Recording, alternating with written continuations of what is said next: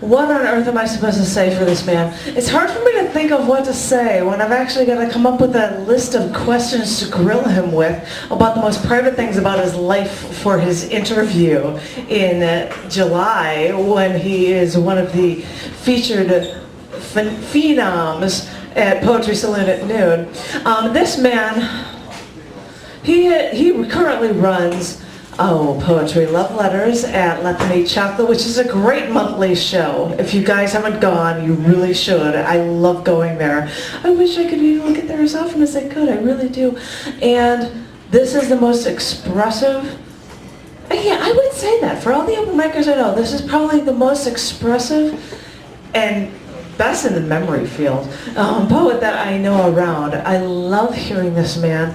He has such a plethora of bits of knowledge from so many different aspects of the world to be able to pull from his stuff, and I always think it's a great treasure to hear anything from him. So please, ladies and gentlemen, give it up for the poetic unsub himself. Give it up for G.P.A.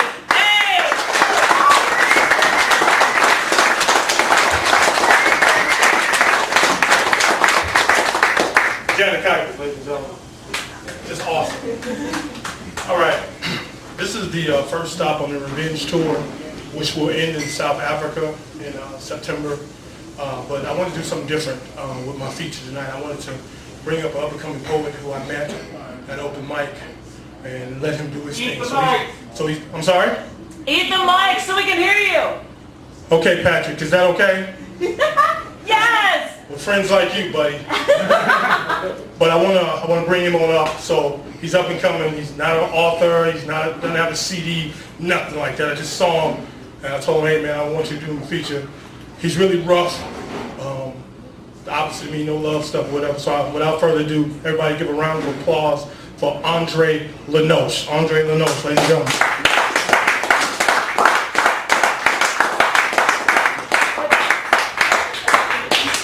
Very much. I want to thank G.P.A. for letting me come up and do a couple poems. I greatly appreciate it. Let's just do it. I don't like to do a whole lot of talking. Let's just do this.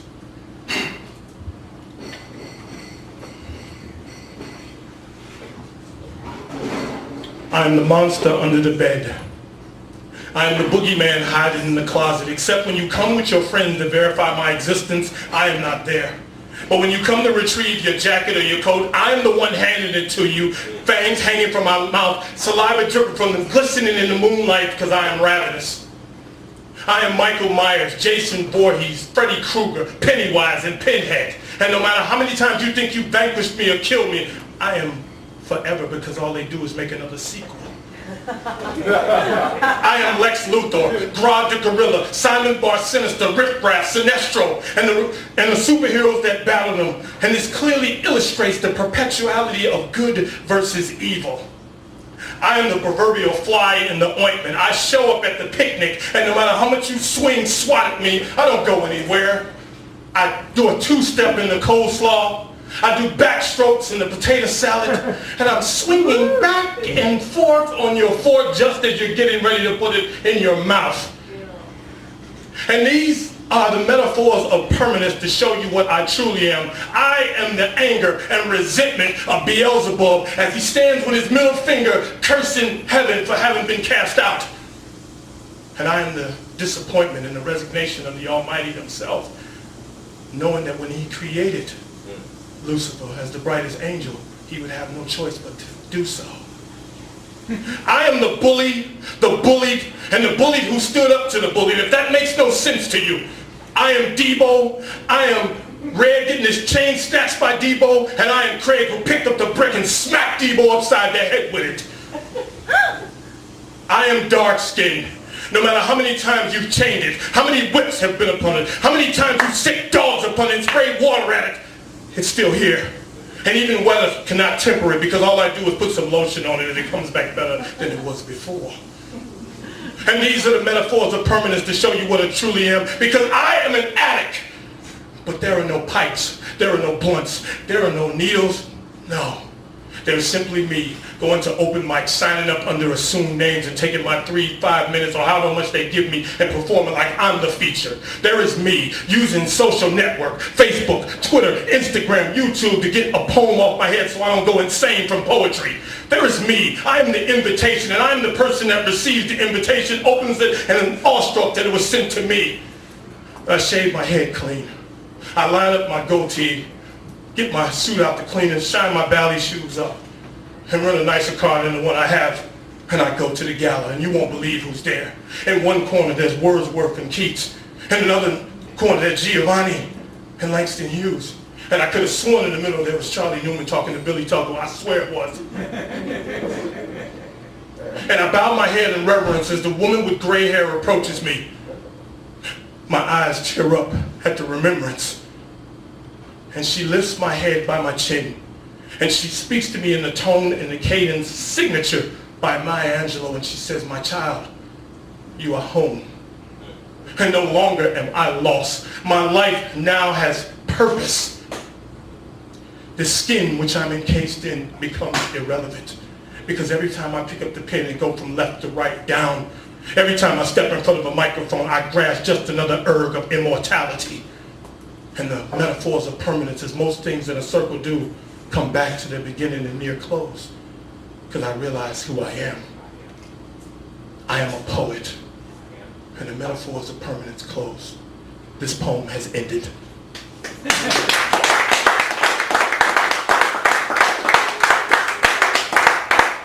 Unlike G.P.A, I hate love poems. Love sucks, if you really ask me. I wish I could find Cupid and punch him right in his mouth. I really could. And this poem is the reason why that is.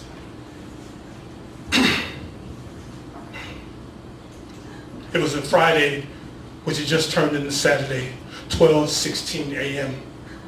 Snow had scantily clad the ground, and I watched her walk with her high-heeled black boots through it.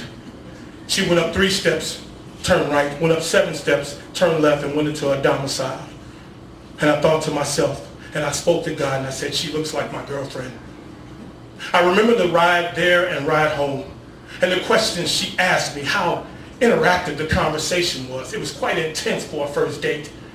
See, she knew of my exploits, and she didn't speak to me like I was a superstar. And she knew of my failings, and she didn't speak to me like I was a mystery. And she found what most people aren't able to find, and that was a happy medium. And then she did something that was unexpected. She spoke about her aspirations. She spoke about her successes and her failings. And as she talked and I listened intently, I said to myself, and I said to God, "She looks like my girlfriend." Before we were going to the comedy show, we stopped at the Fireside Inn on Wells. And we sat there, and she went to the bathroom, and I watched her. Her coat off her now. I could see her figure clearly. And she was every bit of all the constellations in a woman's form. Every one of her curves had something to it.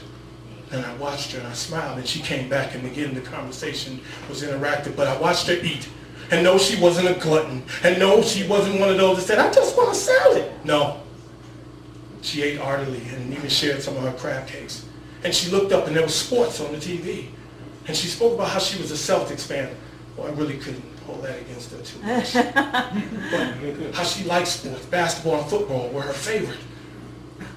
And as she talked on, and she had knowledge of these things, not just because the men wore tight shorts or short shorts or whatever. She had knowledge of the draft and rounds and all of that. And as she talked on, I said to myself, and I said to God, "She looks like my girlfriend." We sat in Zany's, and Zany's had a 2-drink minimum. And she had 2 margaritas, and I guess the feeling was starting to get onto her, because she extended her arm around my chair, rubbed my bald head, and I was like, yes, I am in the moment. And she laughed heartily. She wasn't restrained or showed any discretion. She let it go. And she leaned over me, smelling like Hannah Moray, and said, "Thank you for asking me out. I'm having such a great time. I wasn't sure." And as she continued on with the evening, I looked at her, and I said to myself, and I said to God, "She looks like my girlfriend." Now please, don't misunderstand when I say girlfriend. It's not that she wasn't underage, no. It's not that, too, I'm trying to take away from her womanhood or insult femininity or anything like that. No. It's just, to me, girlfriend is the status you get to before you get to the permanence of wife, which is forever, my opinion.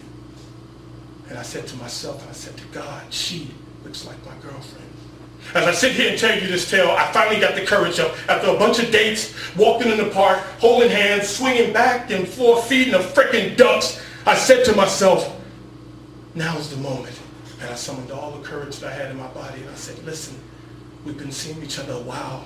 We've been having great times. I'm not seeing anybody else, nor do I want to. You look like my girlfriend. But she said she didn't see it that way.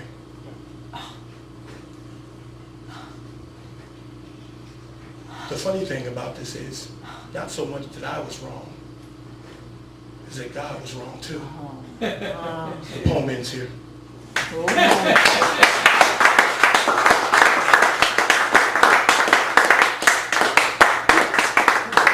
Thank you very much. I'd like to thank G.P.A. for letting me get a couple of poems. I want to bring him back up, but I need to introduce him like, you know, G.P.A. is a huge egomaniac. So I'm not like that. I'm really sort of a humble dude. You know, I just want to rhyme and share poetry. Thank y'all for listening. But let me give this gentleman an introduction. Ladies and gentlemen, coming to the stage now is the Moth Storytelling and Grand Slam champion.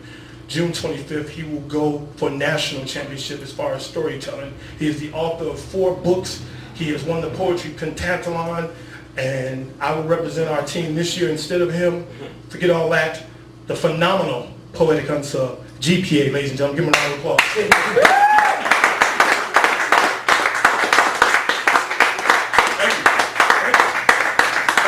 The notes was all right. Let's get to it.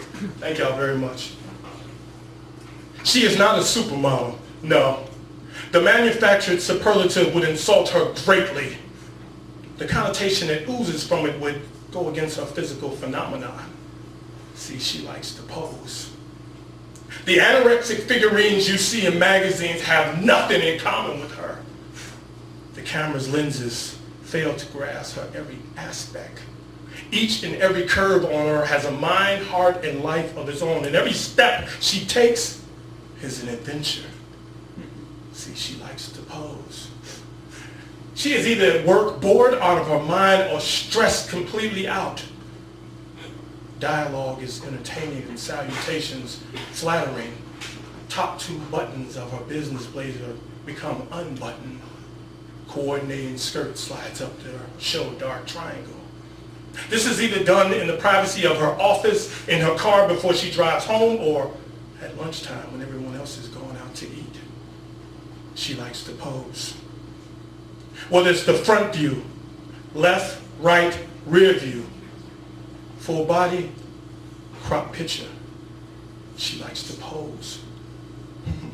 New hairstyle, new outfit, lost weight, gained weight in the right places. She likes to pose. As I look at my catalog of photographs, I realize that arousal can be summoned at any time. Her Venus mentality is superior to my Martian intellect. She knows she has my full attention. She knows this. And that is why she likes to pose. She likes to pose. She likes to pose. For me. My poem.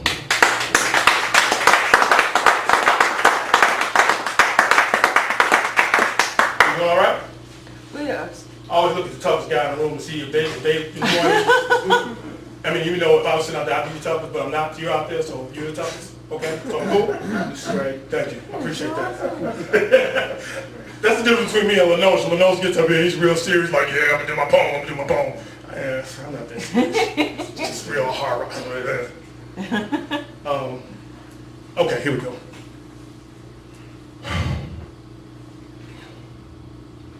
You have initiated indelible indentations that have become intimate upon my intellect.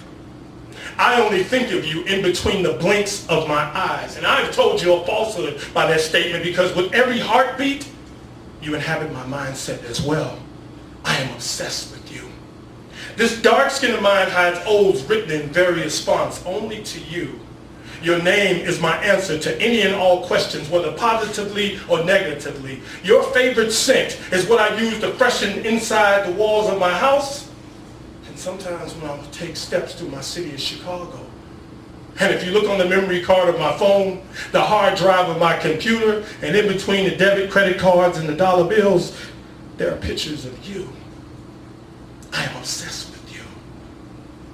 My worst nightmares are fond remembrances of your idiosyncrasies. I have easily memorized the rhythm of your footsteps, no matter what shoes you're wearing, no matter what surface you're walking upon. And I must tell you that your measurements and your initials form all my passwords, and they're the combination to my Planet Fitness locker. Every prayer that I utter includes thank you to the Almighty for letting me be cognizant of your existence. I am obsessed with you.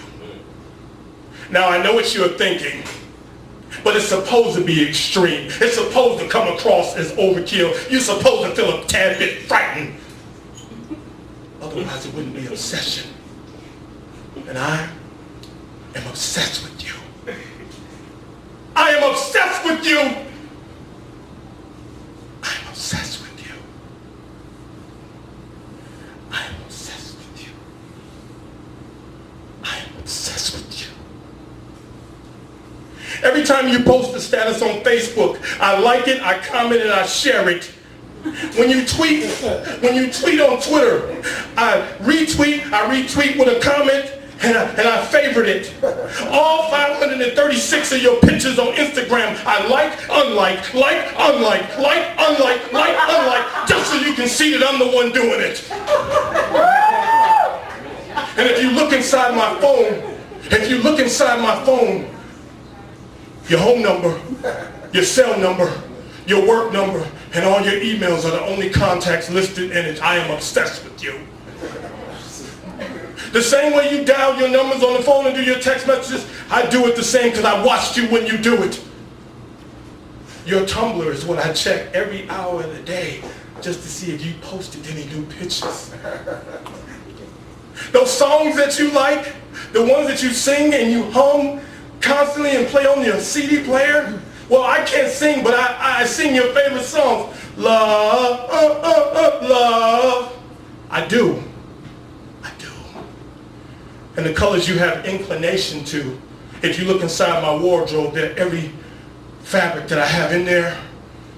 They are the walls in my house, and they are threads of the carpet. I am obsessed with you. I am obsessed with you. I am obsessed with you. My poem.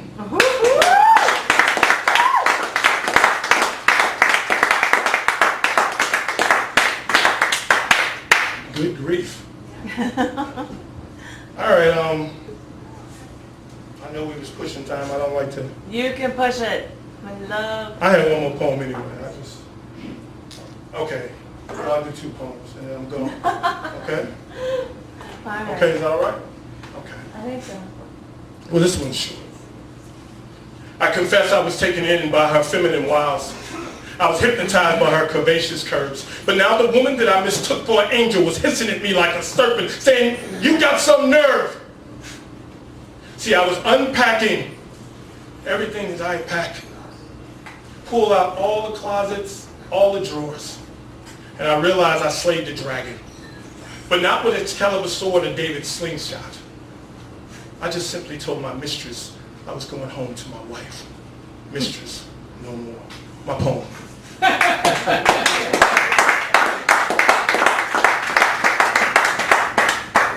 not married, so don't take that literally. I just wrote that shit. Thank y'all for coming on out on Wednesday and what have you. I appreciate it. Thank you for Lenoche. Everybody was phenomenal tonight. I appreciate it.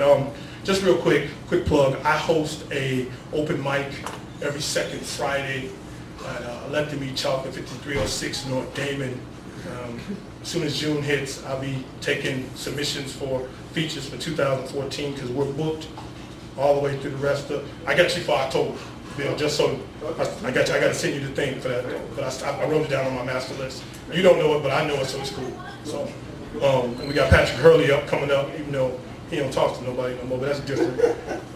But, you heard me, Patrick? Did Jimmy talk about you? Prick. You the man. Yes, that's the smartest thing you said since I know you. So if you like to, I can give you my card or whatever, email me. I'd love to have you come out, feature, and all that type of stuff. I want to thank Janet John, Cafe Gallery for having me. Let me get on out of here with this poem. This is a remix, actually. Here we go. Okay. Up until the 5th grade, I attended private school. St. Bride's, actually. It was a fun place to be, especially since when you were short, diminutive, weakly, unathletic, pimply-faced, four-eyed mama's boy, it's a safe place to be because there's a bunch of people just like me. But then came the day in 6th grade when my parents decided to switch me to public school. And talk about a shock. It went from 14 in the class to 30. The kids were no longer my size, they were triple. They were giants, for boys and girls. Some of them by natural growth, some of them have been there a while. So to make the experience, the transition a tad bit easier, my mother continued to do what she'd always do, and that's make my lunch. So every day my mother made 2 peanut butter and jelly sandwiches cut down the middle. She threw in a chocolate chip cookie, an apple, or some sort of fruit, and gave me 25 cents for chocolate milk. Now, I'm a 6th grader at Myra Bradwell Elementary School, and I don't know what love is, but they say it's a good feeling. If that's the case, I love chocolate milk. It's the bestest thing ever. At 12:05 p.m., myself and the rest of the 6th graders, we go downstairs and do everything that 6th graders do at lunchtime. We eat our lunches, we share sometimes, we'll send the bags, we talk about all the homework we have and look forward to the weekend until about 12:25, he comes. He is Eric the bully. And Eric's favorite thing to eat at lunchtime is everything you have in your lunch bag. If you have 2 peanut butter and jelly sandwiches cut down the middle, that's Eric's favorite sandwich. You have a chocolate chip cookie, that's Eric's favorite cookie. Apple, pear, some sort of fruit, that's Eric's favorite fruit. But his favorite thing for the last 3 weeks has been chocolate milk. And he's picked on one 6th grader in particular, that would be me. But that comes to a close today because my mama didn't give me 25 cents for Eric to drink chocolate milk. She gave it to me, so I do. Circle forward to 3 o'clock p.m. I look over at Eric sitting 2 rows over, and Eric gives me the universal sign that he's going to beat me up at 3:15. At 3:10 p.m., I look over at Eric sitting 2 rows over. He again gives me the sign he's going to beat me up at 3:15. But at 3:12 p.m., something strange happens. When I look over at Eric, I give him the sign that I'm going to beat him up at 3:15. And this is strange because Eric has failed the 6th grade twice. He is bigger and stronger than the rest of us 6th graders, and he can easily beat me into the ground. It's 3:14:55, 3:14:56, backpack over my shoulders, Chicago Cubs hat down on my head. On that note, I'm a 6th grader. I didn't know any better about baseball teams. 3:14:57. I'm up out of my chair before the teacher can say class dismissed. Out the room, down 1 flight, 2 flights, 3 flights of stairs, and I've gotten away from the bully. But as I told you, Eric has failed the 6th grade twice. He is bigger, stronger, and faster than the rest of us 6th graders, and he is right behind me as we head towards 78th Street, where we make a right. At the alley, we make a left. We make another left through Mrs. Johnson's yard, and a Doberman Pinscher is free today. Narrowly escaping the dog, I get over the side of the fence back on Saginaw, and I have a thought. Perhaps the Doberman Pinscher will eat Eric. But as I told you, Eric has failed the 6th grade twice. He's bigger, stronger, and faster than the rest of us 6th graders, and he might just be the best darn athlete in the school. So he's over the fence, over the Doberman Pinscher, over the fence again, and right behind me, headed towards 79th Street, where my mother, a beautiful short lady, is waiting in front of my home, waving. Telepathically, I say to my mother, "Hey, Mom, why don't you quit waving and do something? Don't you see this monster who's behind me? He's failed the 6th grade twice and wants to beat me up because I didn't give him my chocolate milk today? Ma, help!" My mother continues to smile and wave. I am on my own. As most things are on the south side of Chicago, the streets are decrepit and the sidewalks sometimes reflect the streets. That's the case on Saginaw, and it's rained for the last 5 days, so it's like a giant moat. To avoid myself getting wet, I go through the grass. Eric sees his opportunity to get me. He comes through the water, jumps up, boom! Falls, splash. I continue running to a safe place. In instances like this, there are jackals disguised as other children. They never do anything, say anything. They never help or call for help. They just point and laugh. They're doing that across the street now. I don't join them. At a safe distance, I turn around and see Eric rising from the water. We lock gazes, and we learn two things that day. Eric learns that he will never again drink my chocolate milk. And I learned, in order for that to be true, I may have to get beat up some days, or do like I did today, and run from the bully. My poem. Thank y'all.